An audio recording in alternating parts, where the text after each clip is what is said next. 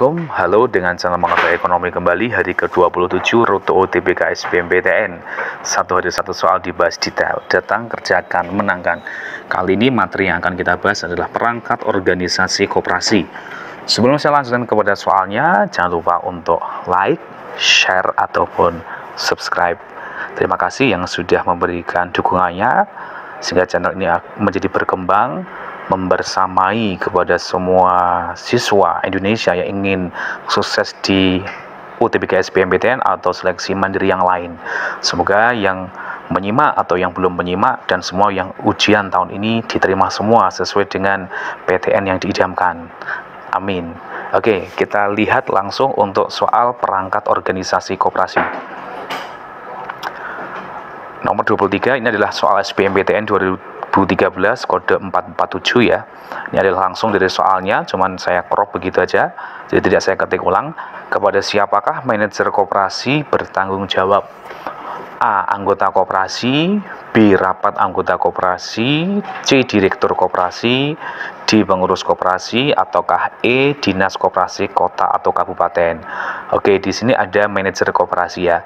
Nah, nanti di koperasi sebenarnya sesuai dengan Undang-Undang Nomor 25 Tahun 1992 itu perangkat organisasi koperasi itu hanya ada 3 ya, yaitu rapat anggota, pengurus, dan pengawas. Loh, kok ini ada di manajer? Nah, tempatnya di mana gitu kan itu. Oke, sebelum saya bahas ke soalnya, perlu ini kalian tahu bahwa setiap perangkat organisasi ini memiliki tugas dan wewenang. Dari tugas dan wewenang itu nanti akan Anda bisa simpulkan siapakah nanti manajer itu harus bertanggung jawab dan munculnya kapan ada manajer koperasi. Oke, kita mulai dari yang pertama adalah rapat anggota. Oke, rapat anggota ini adalah kekuasaan tertinggi di koperasi, jadi ini kumpul bersama. Nah, biasanya memang satu periode ya, tapi ini bisa lebih dari sebelum satu periode ada rapat anggota juga mungkin terjadi ya. Nah, tapi umumnya lumrahnya satu periode akuntansi.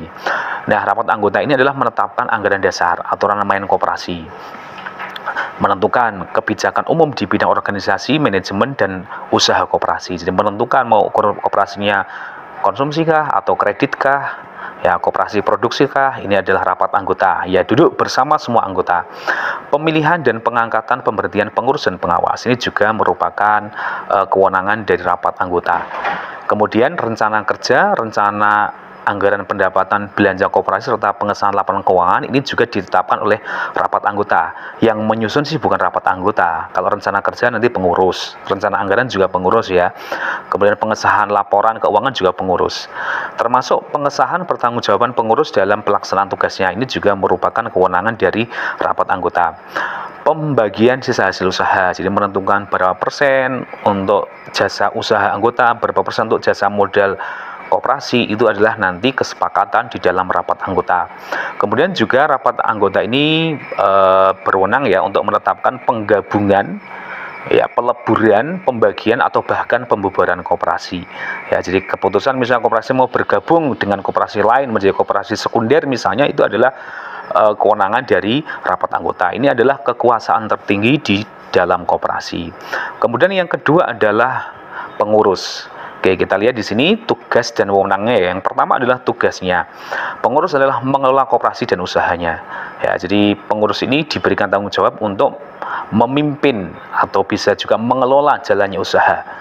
Nah, bisa jadi nanti adalah ketika pengurus ini mampu melaksanakan sendiri, ya berarti dia melaksanakan sendiri.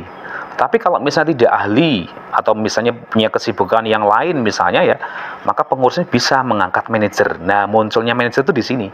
Ya, jadi mengelola koperasi dan usahanya itu oleh pengurus, tapi ketika pengurus tidak mampu misalnya, tidak ahli, bisa ngangkat manajer. Seperti koperasi mahasiswa misalnya. Mahasiswa kan tugasnya salah satu utamanya kan belajar ya. Nah, kalau dia jadi ketua koperasi mahasiswa, masa dia akan ngurusi koperasi terus kan tidak mungkin. Ya, misalnya punya toko mahasiswanya ya, koperasi mahasiswa punya toko, maka bisa ngangkat tuh manajer toko.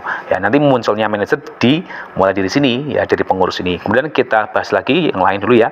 Yang kedua adalah mengajukan rencana kerja serta rencana anggaran pendapatan dan belanja koperasi. Ya, namanya mengelola kan juga membuat rencana kerja ya. Kemudian menyelenggarakan rapat anggota. Oke, jadi rapat anggota itu forum tertinggi, tapi yang bertugas menyelenggarakan nanti pengurus. Ya, yang keempat, mengajukan laporan keuangan dan pertanggungjawaban pelaksanaan tugas kepada siapa nanti? Ya tadi rapat anggota. Menyelenggarakan pembukuan keuangan dan inventaris secara tertib. Ya, ini tugas dalam mengelola koperasi ya. Memelihara daftar buku anggota dan pengurus. Nah, kenapa kok memelihara daftar buku anggota? Apa pentingnya? Di dalam koperasi kan ada SHU ya, sisa hasil usaha, di mana tiap anggota itu nanti akan memperoleh SHU sesuai jasa dia. Ya, misalnya koperasi simpan pinjam, semakin sering dia pinjam dan mengembalikan, dia berkontribusi terhadap bunga ya, keuntungan koperasi juga meningkat.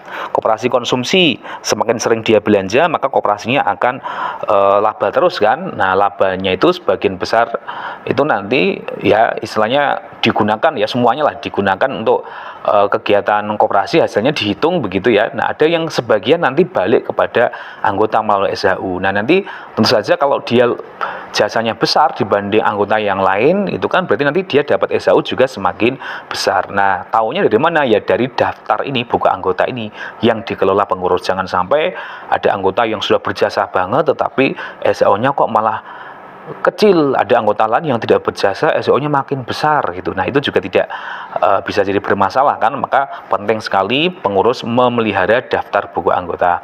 Kemudian untuk kewenangan pengurus ya, mewakili koperasi di dalam dan di luar pengadilan, memutuskan penerimaan dan penolakan anggota baru ya, serta pemberhentian anggota sesuai dengan ketentuan anggaran dasar. Jadi kalau ada anggota baru misalnya bisa berpeluang diterima, itu adalah kewenangan dari pengurus ya.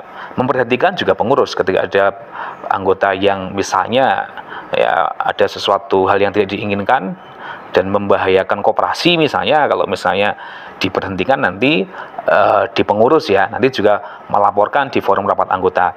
Kemudian yang ketiga, melakukan tindakan dan upaya bagi kepentingan dan kemanfaatan koperasi sesuai dengan tanggung jawabnya dan keputusan rapat anggota. Oke, kemudian yang terakhir adalah untuk pengawas, tugasnya adalah melakukan pengawasan terhadap pelaksanaan kebijakan dan pengelolaan koperasi, membuat laporan tertulis tentang hasil pengawasan, kemudian kewenangannya adalah meliti catatan yang ada pada koperasi dan mendapatkan segala keterangan yang diperlukan. Oke, kalau dari soal tadi bisa kita sudah ambil kesimpulan ya, bahwa manajer itu adalah ada di tanggung jawabnya pengurus, karena dia yang mengangkat ya. Ketika tadi tidak ahli ya, pengurusnya bisa mengangkat manajer, maka tanggung jawabnya kepada pengurus ya.